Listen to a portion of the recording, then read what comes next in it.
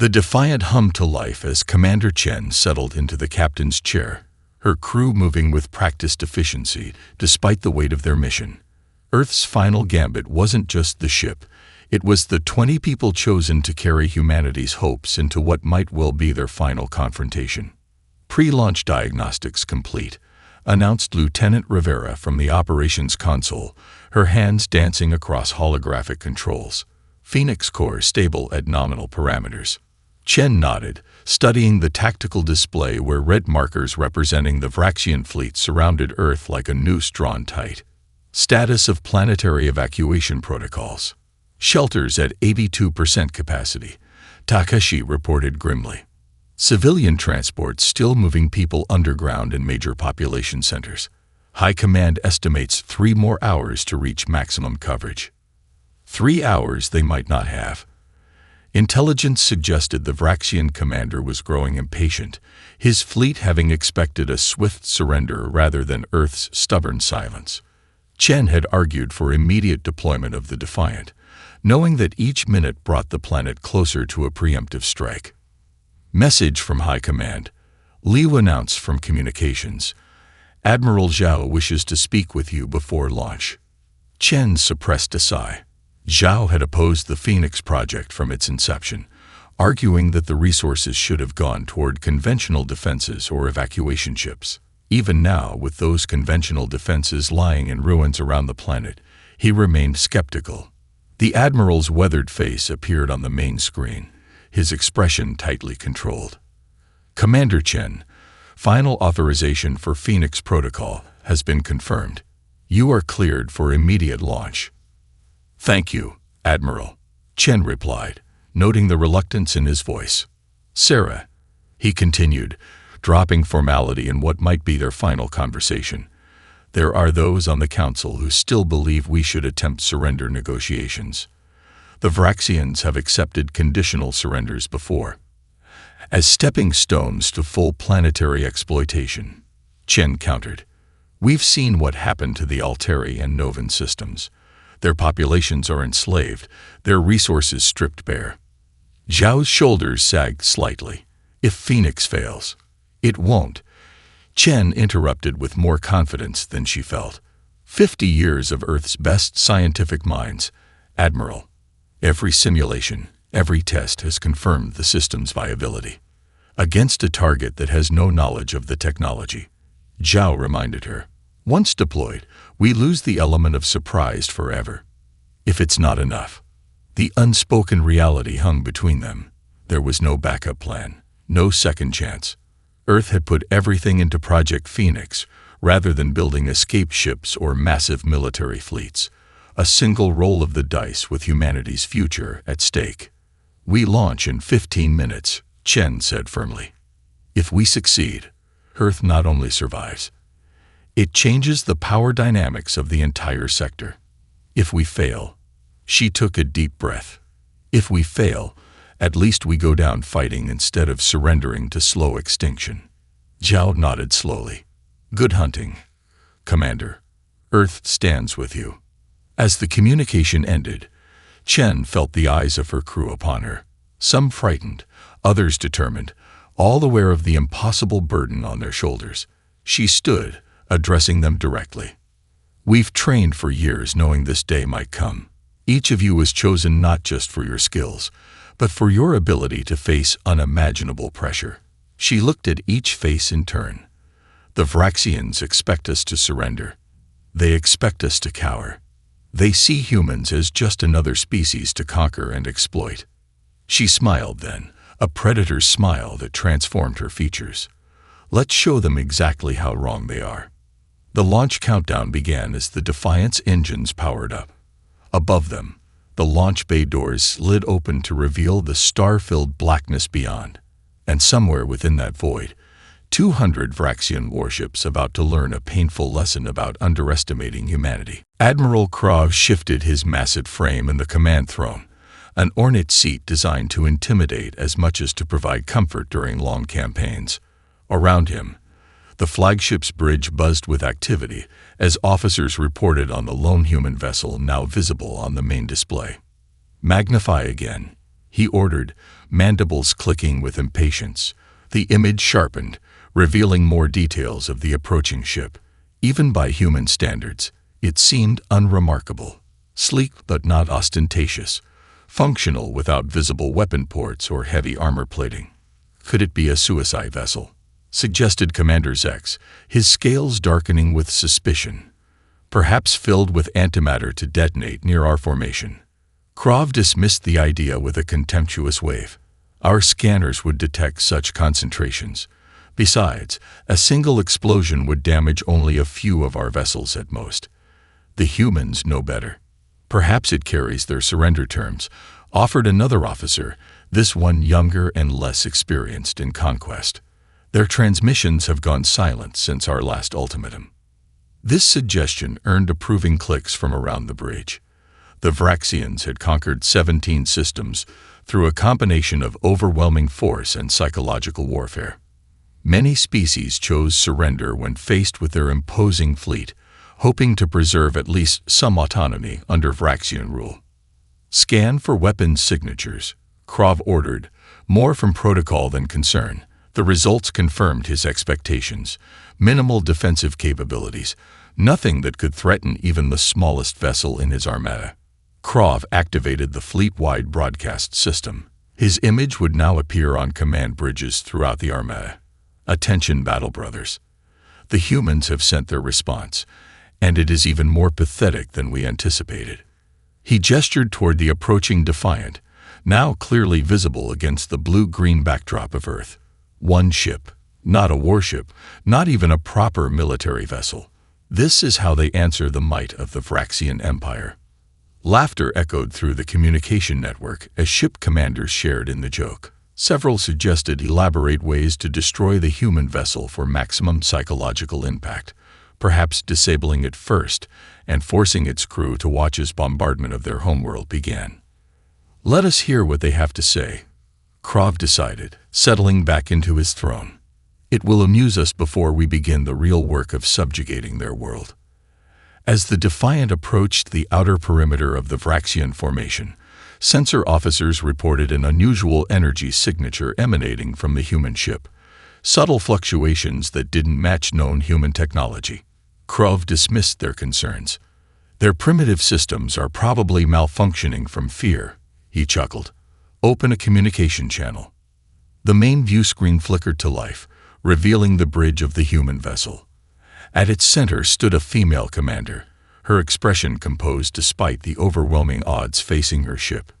Human vessel, Krav began, not bothering to hide his contempt. You have entered the exclusion zone established by the Vraxian Armada. State your purpose or be destroyed. The human commander straightened her shoulders. This is Commander Sarah Chen of the Earth vessel Defiant. I am authorized to respond to your ultimatum directly. Krav leaned forward, enjoying the moment. Behind the human commander, he could see her crew, so few of them, looking so fragile compared to his own warriors. Then speak, Commander. My gunners grow impatient. The terms of your surrender must be complete and immediate. Admiral Krav, Chen replied, her voice steady despite the slight tremor Krav noticed in her hands. Earth has considered your demands carefully. A pleased murmur spread through the Vraxian bridge.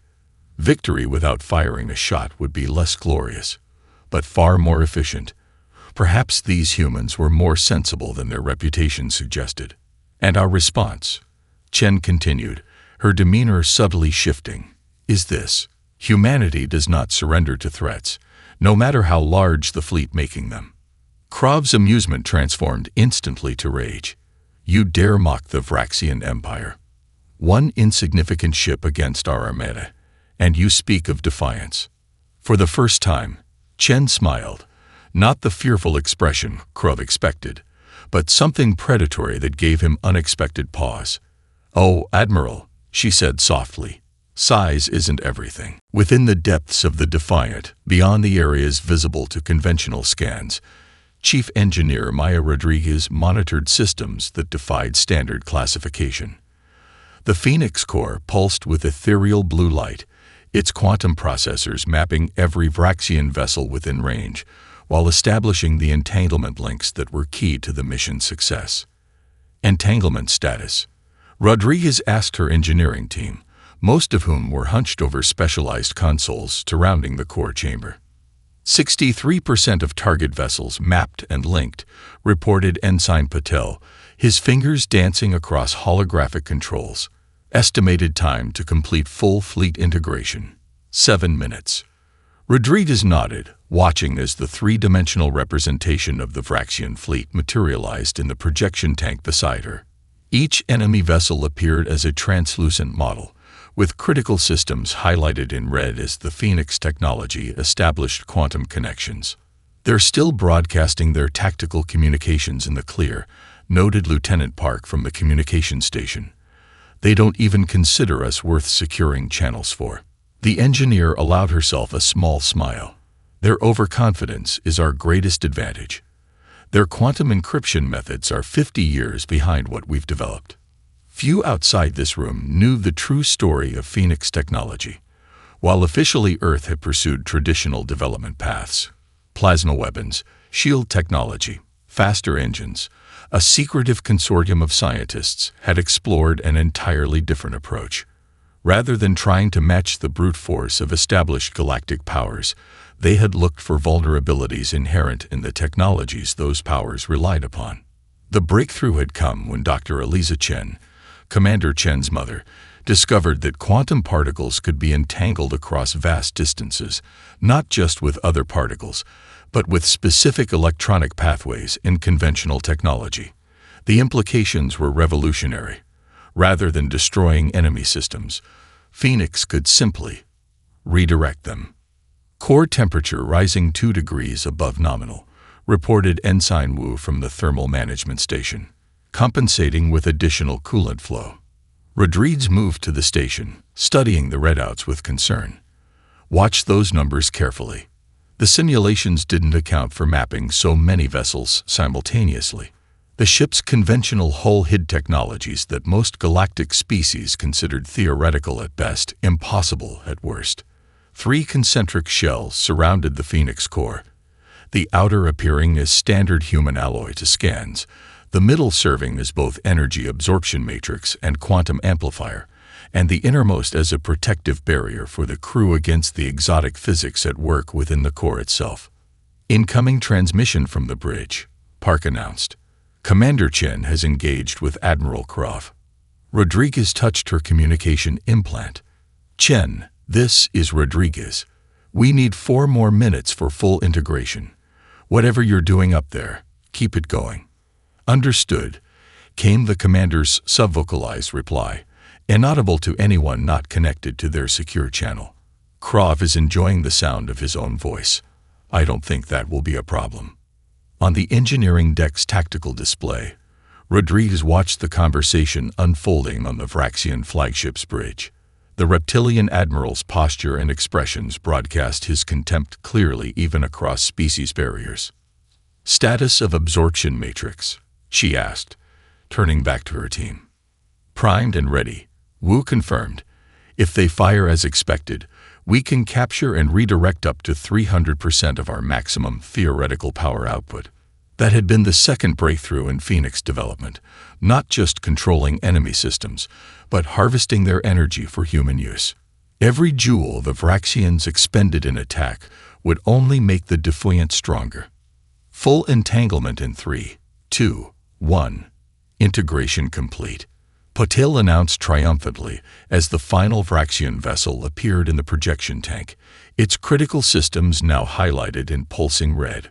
Rodriguez touched her implant again. "Commander, Phoenix is ready. We have full spectrum integration with the Vraxian fleet. All critical systems linked and ready for implementation."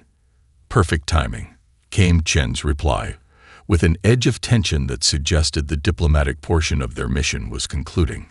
"Krov's patience is wearing thin. Prepare for incoming fire." Rodriguez turned to her team, their faces illuminated by the blue glow of the Phoenix core. "This is what we've trained for.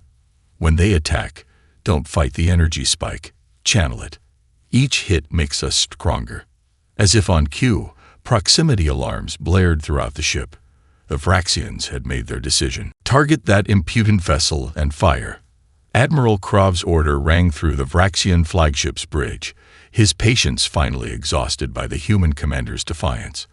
His gunners responded immediately, powerful plasma cannons charging with an ominous hum that resonated through the massive ship's hull. On the Defiance bridge, Commander Chen braced herself, gripping the arms of her command chair as tactical displays showed energy building in the Vraxian flagship's forward batteries. Incoming plasma surge, Takashi reported calmly, despite the potentially catastrophic attack bearing down on them. Impact in 3, 2, 1. The view screen automatically darkened as blinding energy erupted from the Vraxian vessel, a concentrated beam that would vaporize most ships its size. The Defiant shuddered as the blast struck, the deck plates vibrating beneath the crew's feet. Absorption matrix functioning at 118% efficiency, Rodriguez reported from engineering, her voice tight with controlled excitement. Hull temperature rising but within parameters, no structural damage detected. On the main view screen, Admiral Krov's reptilian features contorted in confusion as his tactical officer reported the impossible. The human vessel remained intact, showing no signs of damage despite a direct hit from their primary weapons. Impossible. Krov snarled, pounding his command console. Scan again. They must have some shield technology we're not detecting. Chen allowed herself a small smile, deliberately visible to the still-open communication channel. Is something wrong, Admiral? Perhaps your weapons need calibration. Krov's rage was palpable even through the view screen. All forward batteries, maximum power. Destroy that ship. The space around the Defiant blazed with concentrated plasma as multiple Vraxian vessels joined the attack, pouring enough firepower to reduce a small moon to molten slag. The human ship disappeared momentarily within the conflagration, lost from visual sensors in the blinding light. Inside the Defiant, emergency systems blared warnings as the ship absorbed unprecedented energy levels. Engineering consoles flashed with alerts as the Phoenix core processed the incoming power. Core temperature rising rapidly, Rodriguez reported, her voice now tinged with concern. Absorption matrix at 187% capacity and climbing. Divert power to stabilization fields, Chen ordered, maintaining outward calm despite the ship groaning around them. Prepare for Phoenix protocol on my mark. When the barrage finally ceased, the Vraxians waited expectantly for the debris field that should have been all that remained of the human vessel. Instead, as the energy dissipated, the Defiant emerged, not just intact, but transformed. Luminous patterns rippled across its hull like living circuitry, pulsing with the harvested energy of the Vraxian attack.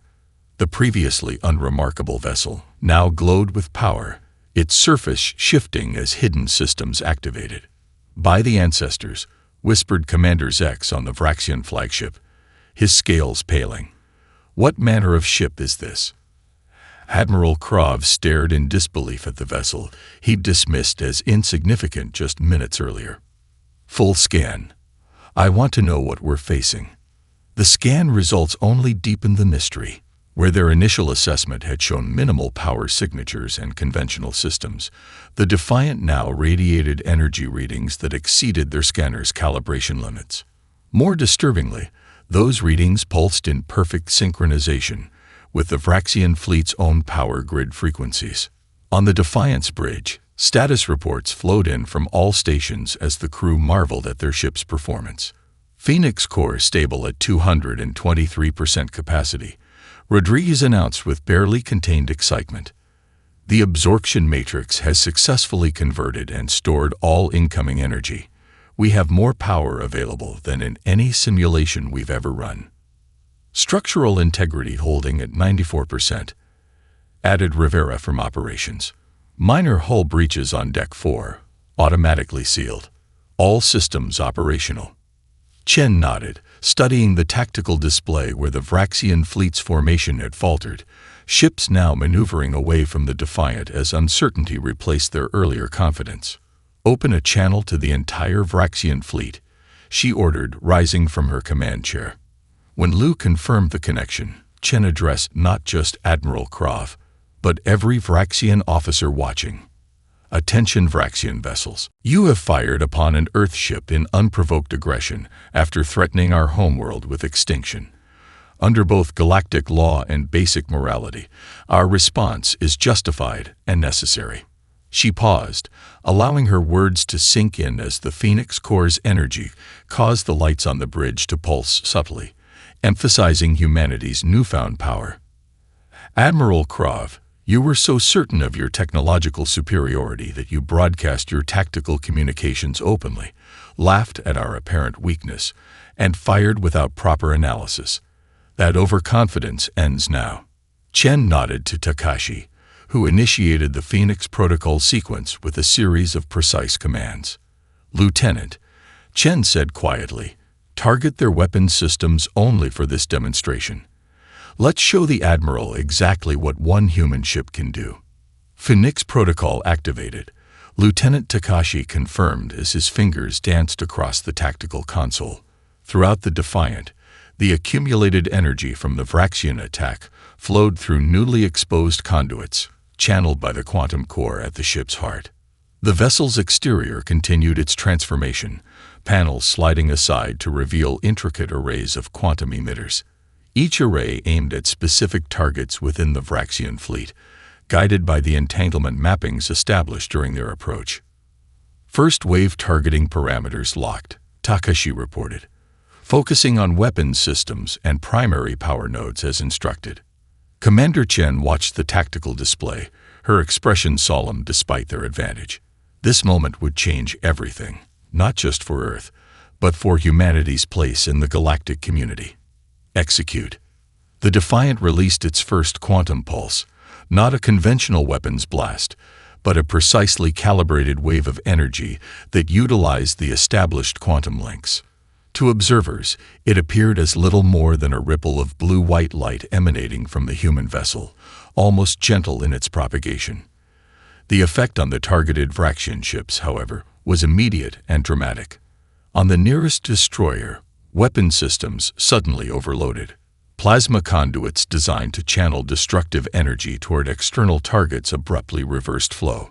Control panels exploded across weapon stations. Targeting computers crashed with cascading failures that spread through connected systems. Similar chaos erupted across 40 Vraxian vessels simultaneously. No explosions, no hull breaches, just critical systems failing in perfectly orchestrated sequence. First wave successful, Rodriguez reported from engineering, genuine awe in her voice despite months of simulations. 38 ships completely neutralized, weapons capability reduced to 0. 5 additional vessels showing partial system failure. On the view screen, Admiral Krav's face contorted with a mixture of rage and dawning horror as reports flooded his command console. "What have you done?" he demanded, mandibles clicking furiously. "This is impossible." "Not impossible," Chen replied calmly, "just beyond your understanding. The Phoenix system doesn't destroy, Admiral, it communicates. Right now, it's telling your weapons exactly how to disable themselves." She gestured to the tactical display, where disabled Vraxian ships now drifted out of formation, emergency systems blinking as crews struggled to comprehend what had happened. "Your vessels remain intact. Your crews remain unharmed. We've simply removed your ability to threaten us." For the first time, uncertainty showed in Krav's reptilian features. His species had encountered many defensive technologies in their conquests, but nothing that could selectively target systems across multiple ships without destruction. "Some trick," he growled. "Some shield or cloaking technology." "No trick," Chen interrupted. "This is human innovation." While the rest of the galaxy focused on building bigger weapons and stronger shields, we explored different paths. On the Defiant's engineering deck, Rodriguez monitored the Phoenix core as it processed data from the first attack wave. "Phase shift successful," she reported to Chen. "Core temperature normalizing as excess energy dissipates. Ready for second wave targeting at your command." Chen nodded, studying the Vraxian formation. Despite the neutralization of several vessels, the majority of the Armada remained combat-capable, and now fully alert to the threat the Defiant posed. Already, the remaining ships were adjusting formation, bringing additional weapon systems to bear while frantically encrypting their communications. "Too late for that," Takashi murmured, noting the encryption attempts. "We're already inside their systems." "Commander," Liu called from communications, "we're receiving transmissions from multiple Vraxian vessels. They're requesting terms." A ripple of excitement passed through the bridge crew, the first indication that their seemingly impossible mission might actually succeed. Chen allowed herself a moment of relief before focusing on the tactical display where Admiral Krov's flagship remained at the center of the formation, still fully armed and operational. "Ignore secondary vessels," she ordered. "Concentrate on the flagship. Admiral Krov doesn't strike me as the type to surrender after one setback." Her assessment proved accurate as new alerts sounded across the bridge. The Vraxian flagship's engines flared to life, its massive form accelerating toward the Defiant with unmistakable intent. "Evasive maneuvers," Chen ordered as the tactical display showed weapons charging across the flagship's forward arc. "They're powering up antimatter torpedoes," Takashi warned, his usual calm giving way to urgency. "Those are planetary bombardment weapons. They're not designed for ship-to-ship combat at this range." Chen understood immediately what that meant. Krov wasn't just trying to destroy the Defiant. He was willing to risk his own vessel in a suicidal attack that would likely damage both ships catastrophically. "All power to forward absorption matrix," she commanded. "Rodriguez, can the Phoenix Corps handle antimatter detonation?" The brief silence from engineering spoke volumes before Rodriguez responded. "Theoretically, yes. Practically, we've never tested it." Chen nodded grimly. "Well, we're about to find out." The massive Vraxian flagship barreled toward the Defiant, its forward torpedo bays glowing with the telltale blue-white signature of antimatter containment fields. Admiral Krov had abandoned tactics for raw destructive power, gambling that even the mysterious human technology couldn't withstand weapons designed to crack planetary crusts. "Torpedoes away," Takashi shouted as multiple warheads erupted from the Vraxian vessel, their propulsion systems accelerating them to combat velocity in seconds. "Evasive pattern delta," Commander Chen ordered, gripping her chair as the Defiant's enhanced propulsion systems engaged. The ship twisted with impossible agility, avoiding the first two torpedoes through sheer maneuverability. But in space combat, mathematics always wins. The third antimatter warhead detonated less than a kilometer from the Defiant's starboard side, releasing energy that overwhelmed even the advanced sensors monitoring the battle. The human vessel shuddered violently as the destructive wave washed over its hull. Lights flickered, consoles sparked, and warning klaxons blared across all decks. The deck plates beneath the crew buckled as structural integrity fields struggled to compensate. "Direct hit," Lieutenant Rivera called out, clinging to her station. Multiple hull breaches detected, decks 3 through 5 exposed to vacuum. Emergency force fields failing. For a moment, it seemed the Vraxian gambit had succeeded where conventional weapons had failed. On the flagship's bridge, Admiral Krov permitted himself a triumphant snarl as damage reports from the human vessel filtered through their sensors. "Prepare a second salvo," he ordered, mandibles clicking with renewed confidence. Their trickery fails against real weapons. Aboard the Defiant, chaos reigned as damage control teams raced to contain the devastation. In engineering, Rodriguez and her team fought to keep the Phoenix Corps stable as power fluctuations threatened to collapse the quantum field. Core temperature exceeding safety parameters. Ensign Wu reported, his console flashing urgent warnings. Containment field integrity dropping. Rodriguez ignored the warnings, her attention fixed on unexpected readings from the absorption matrix. "Wait, something's happening with the antimatter resonance pattern. The core is adapting." Within the Phoenix Corps, something unprecedented occurred. The system, designed to learn and respond to new energy patterns, analyzed the antimatter detonation not as damage, but as data. Quantum pathways reconfigured, energy flows redirected, and new possibilities emerged from apparent disaster. "Commander," Rodriguez called to the bridge, excitement cutting through the crisis. "The core is evolving. It's developed a quantum lattice that can mirror antimatter reactions." On the bridge, Chen could barely process this information through the chaos of damage reports and emergency procedures. "Meaning what exactly?" "Meaning," Rodriguez replied, "we can turn their planet killers back on them, without the destructive side effects. The core is converting antimatter energy into usable quantum patterns." As if to demonstrate, the Defiant's damaged hull began to repair itself, energy patterns shifting to seal breaches and stabilize structural integrity. The Phoenix core, originally designed for defense and system infiltration, had adapted to incorporate healing properties after analyzing the antimatter reaction.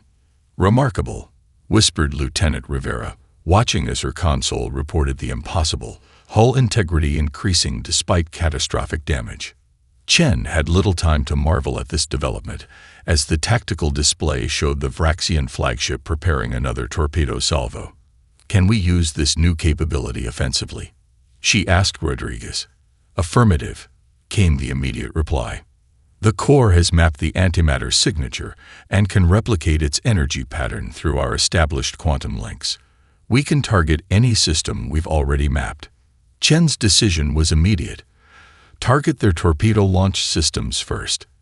If those antimatter warheads detonate inside their base. "Already on it," Takashi confirmed, fingers dancing across his console as he recalibrated targeting parameters. "Phoenix protocol reconfigured. Ready on your command." Chen took a deep breath, aware that her next order would irrevocably change the course of the battle, and perhaps humanity's future. "Execute." The Defiant released not a targeted pulse this time, but a concentrated beam of quantum energy directly at the Vraxian flagship's weapon systems. Unlike their previous attack, this one was visible, a brilliant stream of blue-white light that connected the two vessels for a brief, breathtaking moment. Inside the Vraxian flagship, precision chaos erupted. The antimatter containment fields in the torpedo bays didn't fail catastrophically. That would have destroyed the vessel entirely. Instead, they fluctuated in carefully calibrated patterns, rendering the torpedoes temporarily inert while simultaneously disabling the launch mechanisms. Admiral Krav stared in disbelief as his weapons officers reported complete system failure across all offensive capabilities. "Impossible," he whispered, his earlier confidence evaporating. "What manner of technology is this?" On the Defiant's view screen, Chen watched as understanding dawned in the Vraxian commander's reptilian features, not just of defeat, but of the fundamental miscalculation his species had made in dismissing humanity as technologically primitive. "As I said before, Admiral," Chen replied, allowing herself a small smile. "Not impossible. Just human. We pursue paths others dismiss. We find solutions where others see only problems. And when threatened, we adapt faster than any species you've encountered." The Vraxian flagship drifted powerless, its fearsome weapons neutralized not through destruction, but through precise manipulation of its own systems. Throughout the Armada, confusion reigned as commanders awaited orders from their now silenced leader. All Vraxian vessels. Chen broadcast on their command frequency, "Your flagship has been neutralized. Your remaining ships have two options. Power down voluntarily, or we will do it for you. You have 30 seconds to decide." One by one, lights dimmed across the Vraxian fleet as ship commanders recognized the futility of continued resistance. Not through destructive force, but through technological innovation, a single human vessel had accomplished what entire defense fleets had failed to do: halt the Vraxian Empire's expansion. On the Defiance bridge, the crew exchanged looks of cautious triumph. They had survived what should have been certain death, and in doing so, changed the balance of power throughout the galaxy. As the last Vraxian vessel powered down its weapon systems, An uneasy silence settled across the battlefield. 200 warships, the pride of an empire that had conquered 17 star systems, now drifted powerless in Earth orbit, their crews alive but effectively prisoners. Commander Chen stood on the Defiance Bridge, surveying the tactical display with a mixture of relief and solemn responsibility. What they had achieved today would reshape galactic politics for generations to come. "Establish secure communication with Admiral Krov's flagship," she ordered. "Video and audio only, no data transmission paths that could compromise our systems." The view screen flickered to life, revealing the Vraxian commander. Gone was the arrogant conqueror who had mockingly dismissed the lone human ship. In his place sat a subdued figure, his scales dulled with the gray pallor of defeat. "Admiral Krov," Chen began, her voice firm but not vindictive, "your fleet has been neutralized. Your weapons disabled. Your engines locked down. Every one of your crew remains alive and uninjured. A courtesy your empire has rarely extended to those you conquer." The Vraxian's mandibles clicked softly, a sound Chen's cultural briefings had identified as contemplative rather than aggressive. "What manner of weapon have you deployed against us?" he asked finally. "Our best scientific minds cannot comprehend how a single vessel could disable an entire battle fleet without destruction." "Not a weapon in the conventional sense," Chen replied. "The Phoenix system represents a fundamentally different approach to technology, one focused on communication rather than destruction. Right now, it's maintaining quantum links with every critical system on every ship in your fleet." She let that sink in before continuing.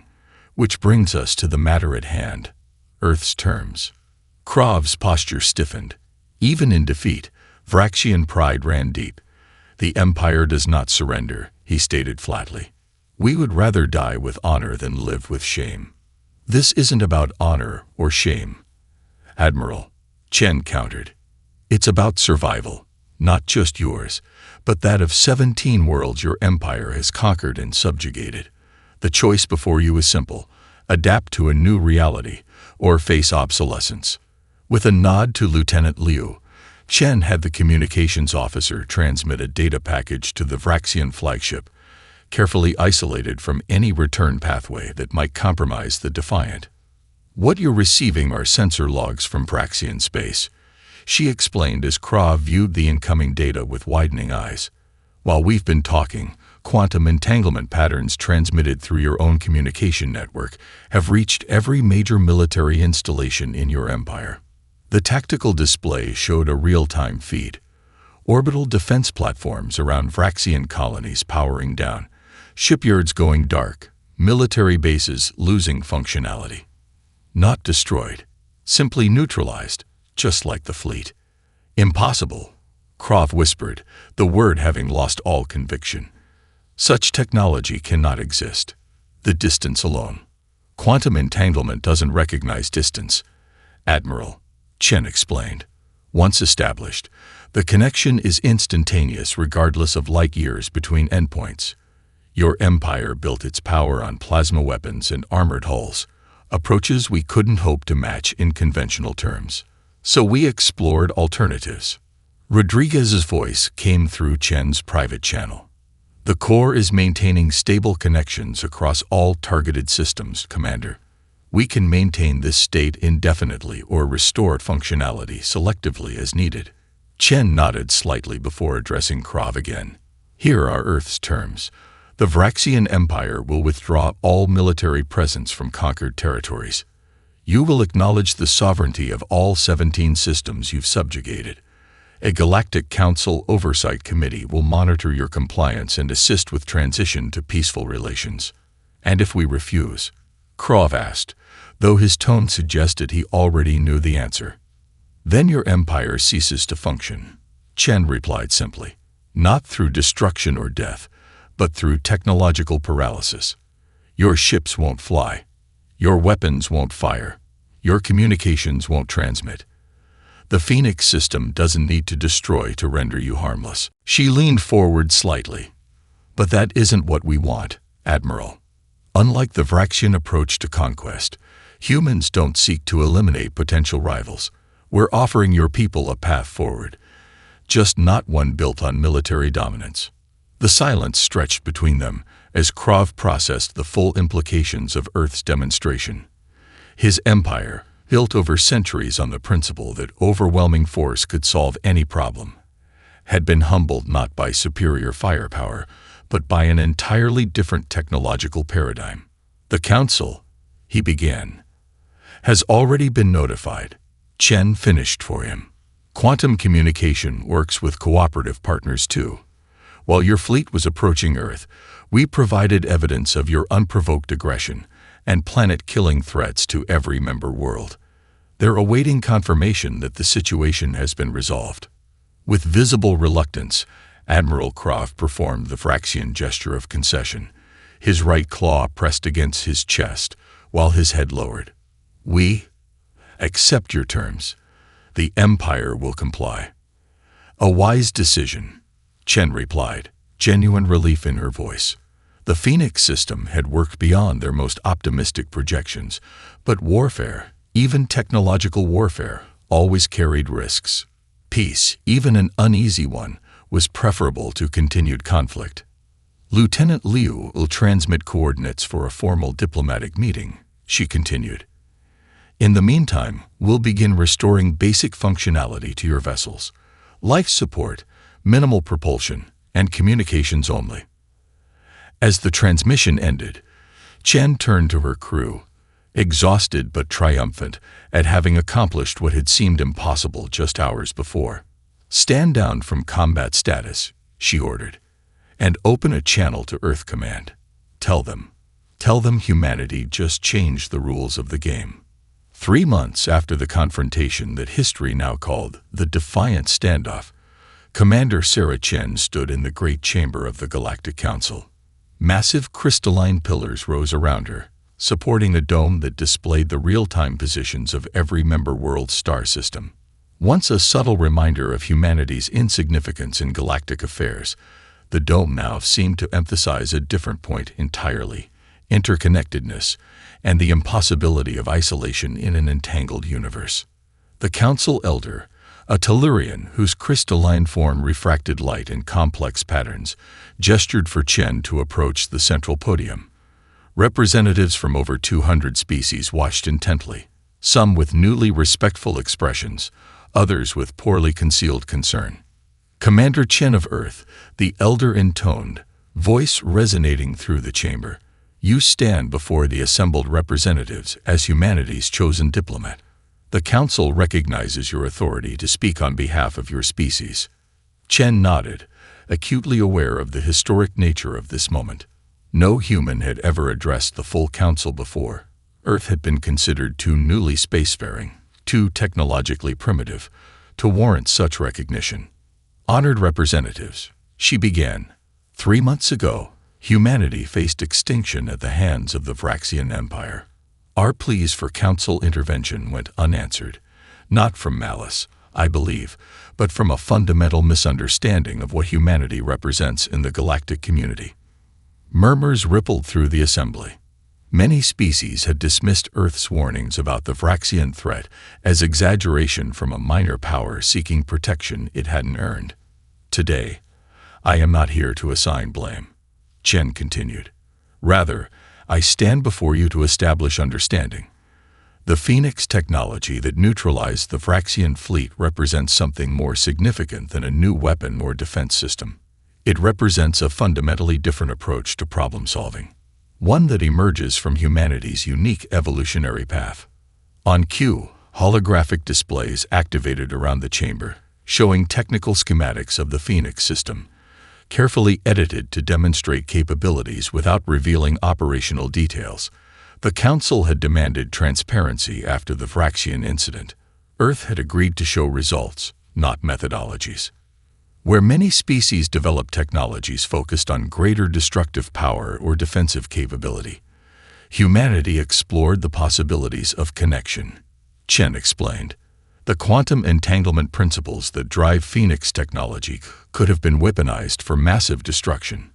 Instead, we designed a system that prioritizes neutralization over annihilation, communication over conflict. From his newly assigned seat, far from the privileged position the Vraxian Empire once held, Admiral Croft watched silently. No longer a military commander but a civilian diplomat, he served as living testament to how quickly fortunes could change in galactic politics. The reintegration of former Vraxian territories has proceeded smoothly, the Council Elder noted. 17 worlds now prepare for self-governance after decades of occupation. Human advisors have proven unexpectedly effective in mediating these transitions. Chen acknowledged this with a nod. Because we understand transformation, honored Elder. Humanity's brief history is filled with empires that rose and fell, systems of governance that evolved or collapsed. Where some see only chaos and change, we recognize opportunity. A Mentaxian representative, a species renowned for analytical thinking, rose from his seat. Commander Chen, while the Council appreciates Earth's restraint in using this Phoenix technology, many worlds have expressed concern about its implications. What assurance can humanity provide that this power won't be misused in future confrontations? It was the question Chen had been expecting, the fundamental fear underlying the respectful diplomatic language since their victory. A species previously dismissed as primitive now controlled technology that could neutralize entire fleets and military infrastructures without firing a conventional shot.